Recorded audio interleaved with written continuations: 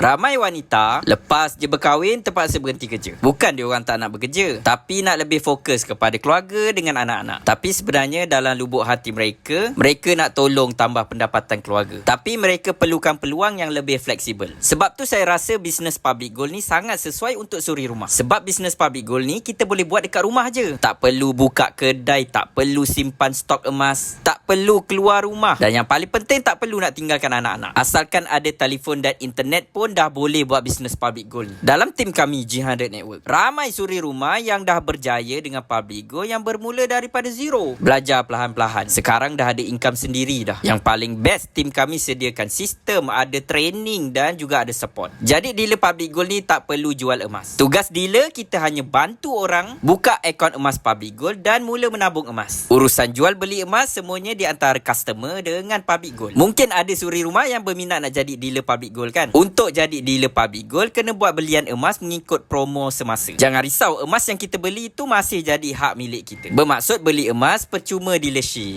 Kalau anda suri rumah yang tengah cari peluang buat income, buat bisnes kan? Mungkin bisnes public gold ni sesuai untuk anda. Jadi kalau anda belum lagi ada akaun public gold dan berminat nak buat bisnes public gold bersama tim kami G100 Network, boleh hubungi saya sekarang. Saya Anas Razi, FMD Public Gold anda.